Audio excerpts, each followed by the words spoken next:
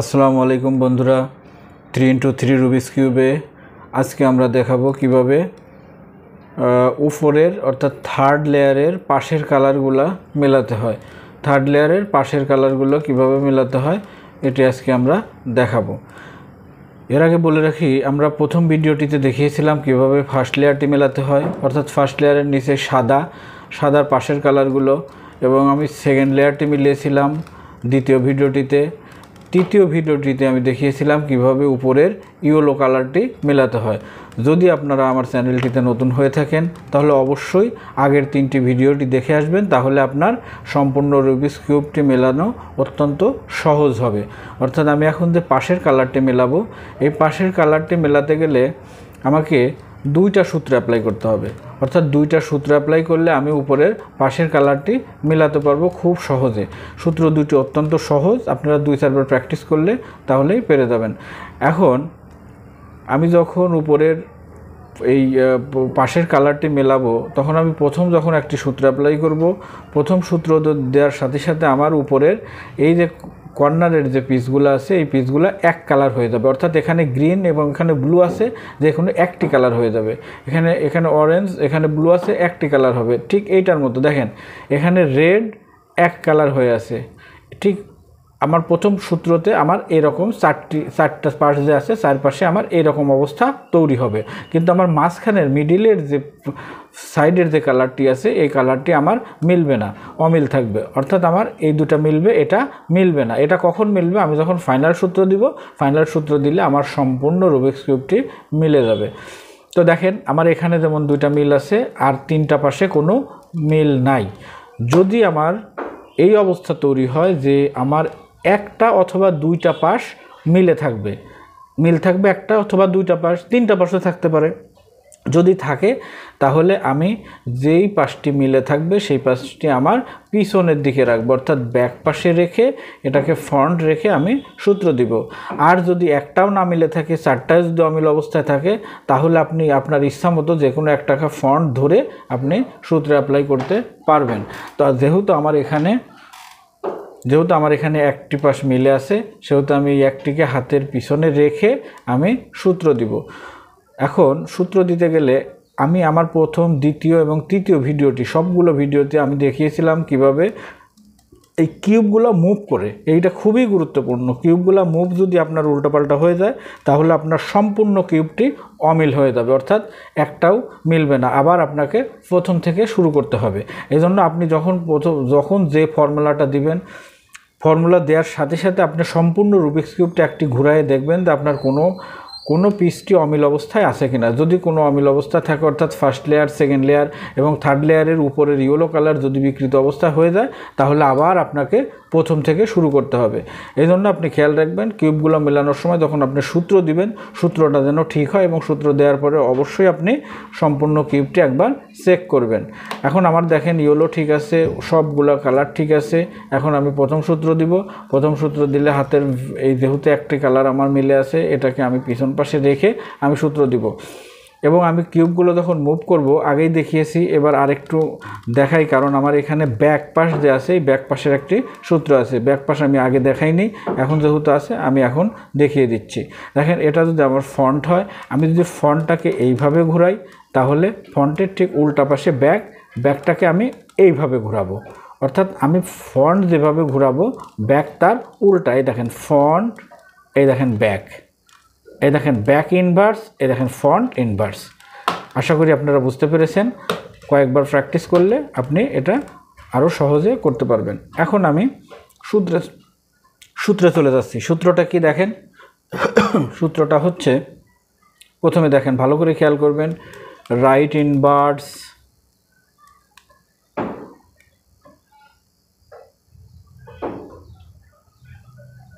Front,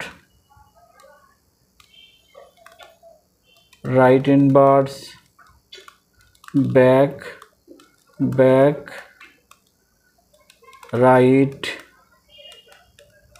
front inverse, আবার right inverse back, 2টা, অর্থাৎ ব্যাক, তারপরে আপনি 2টা রাইট দিবেন, অর্থাৎ রাইট। খেয়াল করেন সূত্র দেওয়াতে আমার আগে নিচে চলে যান। আমার সাদা ঠিক আছে, অর্থাৎ ফার্স্ট লেয়ার ঠিক আছে, সেকেন্ড লেয়ারও দেখেন ঠিক আছে, সেকেন্ড লেয়ারও আমার ঠিক আছে, খেয়াল করেন সেকেন্ড লেয়ারও ঠিক আছে, এবং উপরে ইয়েলো কালারের কোনো পরিবর্তন হয়নি। আমি যেটা চেয়েছিলাম যে কর্নার পিসের দুই পাশ এক হবে, দেখেন এখানে দুইটা ব্লু, এখানে দুইটা রেড, এখানে দুইটা গ্রিন, এখানে দুইটা অরেঞ্জ, অর্থাৎ আমি চেয়েছিলাম যেটা আমার প্রথম সূত্র দেওয়ার সাথে সাথে আমার ওই অবস্থায় তৈরি হয়ে আছে। এখন আমি এটাকে উপরের অর্থাৎ উপরের লেয়ারটাকে আমি একটু ঘুরিয়ে আমার এই কালারগুলো ম্যাচ করাবো। দেখেন এখানে ঘোরালাম, এখানে গ্রিন ফেস, এখানে গ্রিন, এখানে ব্লু, এটা মিলবে না, এখানে রেড, এখানে ব্লু, এইটা খেয়াল করেন পুরা পাশটা ব্লু, অর্থাৎ মাঝের যে মিডিল যে পিসের সাইড পিসটা আছে এটা হচ্ছে রেড, এটা মিলবে না, আমি আগেই বলেছিলাম। দেখেন এটা সম্পূর্ণ রেড, এটা সম্পূর্ণ গ্রিন, এটা সম্পূর্ণ অরেঞ্জ, শুধু মাঝেরটা অমিল অবস্থায় আছে। দেখেন এই গ্রিনটা আসবে এখানে, এই অরেঞ্জটা আসবে এখানে, এই ব্লুটা যাবে এখানে, এবং এই রেডটা আসবে এখানে, সমস্যা নেই যেহেতু আমাদের কর্নার পিস মিলে গেছে। এখন আমি ফাইনাল সূত্র অর্থাৎ আমি একদম চূড়ান্ত যে সূত্র আছে সেই সূত্রটা অ্যাপ্লাই করব। সূত্রটা দিলে আশা করি যে আমার সম্পূর্ণ 3x3 রুবিক্স কিউব মিলে যাবে।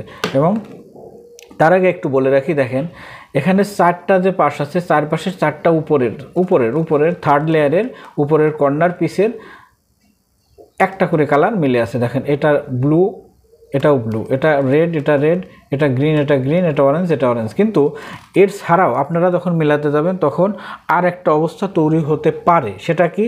সেটা হচ্ছে আপনার এই যে কোনো একটা পাশ সম্পূর্ণ মিলে যেতে পারে। দেখেন এখানে সম্পূর্ণ অরেঞ্জ হতে পারে, এখানে সম্পূর্ণ ব্লু হতে পারে, এখানে সম্পূর্ণ রেড হতে পারে, এখানে সম্পূর্ণ গ্রিন হতে পারে।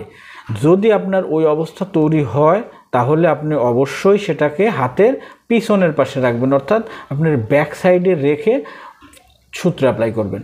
যেহেতু আমার এখানে একটাও সম্পূর্ণ ফেস মেলেনি, সেহেতু আমি যে কোনো একটাকে সামনে অথবা পিছনে ধরে ফাইনাল সূত্র দিব, আশা করি আমার কিউবটি মিলে যাবে।